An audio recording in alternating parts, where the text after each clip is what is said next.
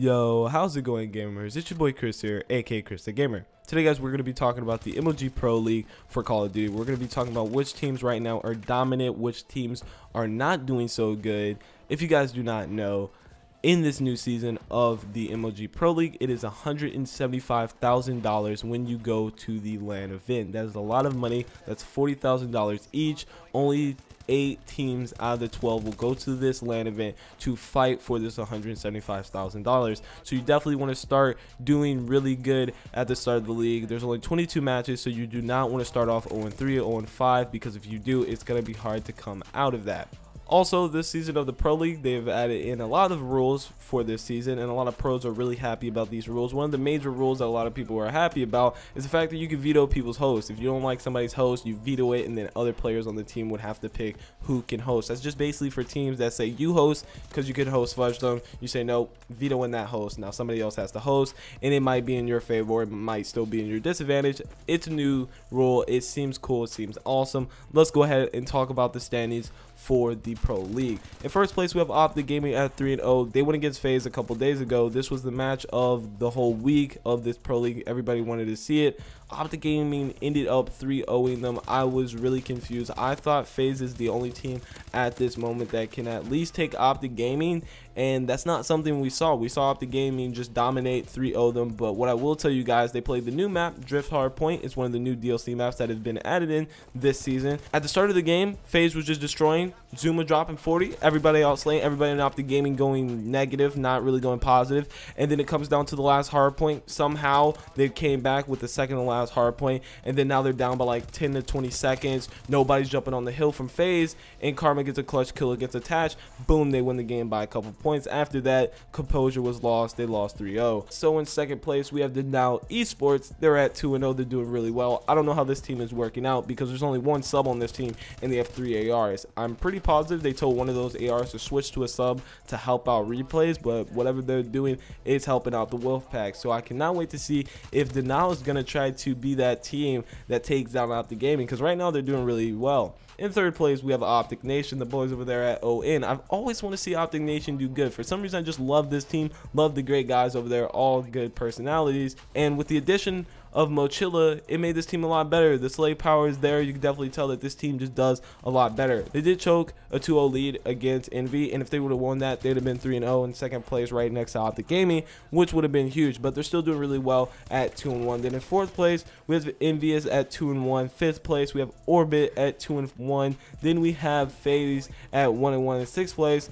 and then in seventh place we have ISO. Eighth place we have TK in 1-2, and then in ninth we have Elevate in 1-2, Rise in 1-2, TCM in 11th place. They are 0-1, and then we have Espelon in last place.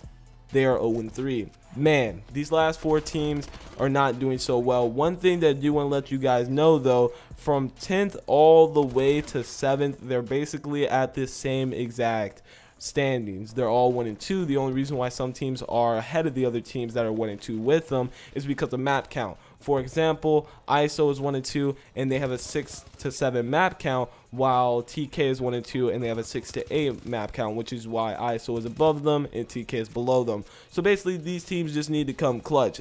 Right now, we are going to see a lot of comp into this season of the Pro League, because of so many teams are close to each other in standings. We're going to see some really good matches, and if it continues to happen like this, like I said before, 22 matches, you gotta start doing well fast. When it starts to get to those moments where the league's about to stop, all these teams are going to be like, if we don't win this match, we're going to lose, because it's so close. So they definitely do need to start coming clutch, and a team that definitely does need to start coming clutch is Espelon. They're 0-3, like I've said so many times, guys. If they go 0-5, 0-6, I don't know if they could come back. Definitely if they go 0-9, they are not coming back. That's like half of their matches almost gone. They would literally have to win every single match, and somebody in the league would have to mess up and just straight lose like 20 matches in a row, and I don't think teams are going to do that. Right now, I feel like this is going to be my favorite season of the league, because there's just so many good teams teams in this league, especially with ISO, Orbit. You would never think teams like that would get into the league, and I can't wait until they kind of go against Optic Gaming. ISO went against Optic Gaming and they almost beat them.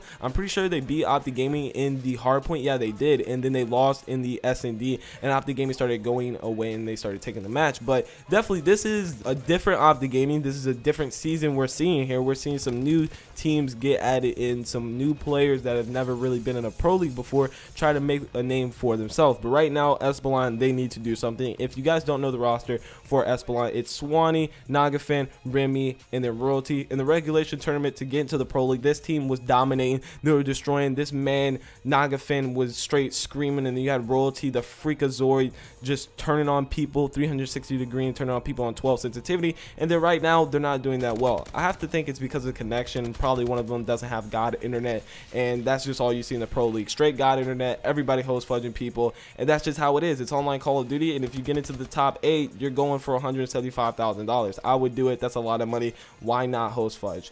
But let me know what you guys think in the comment section below. Which teams you want to see in the top 8? I really do want to see Optic Nation do good. They're just a really good group of guys, and I really do want to see TK do good as well. I feel like Nezel is somebody that always gets looked down upon for no reason. I feel like the kid's a really good player, but a lot of people just look down upon him, and people think Nameless is washed, but I don't get that. Nameless is somebody that always comes clutch. He's always doing what he needs to do for the team. He just doesn't get recognized in some situations. Definitely his teammates know that he does some good stuff. I can't wait to see the finishing results of this league, but we all basically know Optic Game is going to qualify, right? Okay, just making sure. I'm just talking about the teams that are going to be placed a second below them, but you never know. Anything can happen. Somebody can make an upset. Just like I said before, ISO and Orbit got into the league and nobody thought they were going to even be into the pro league. Let me know what you guys think. And as always, it's been with Chris. I'll see you guys later. Peace out.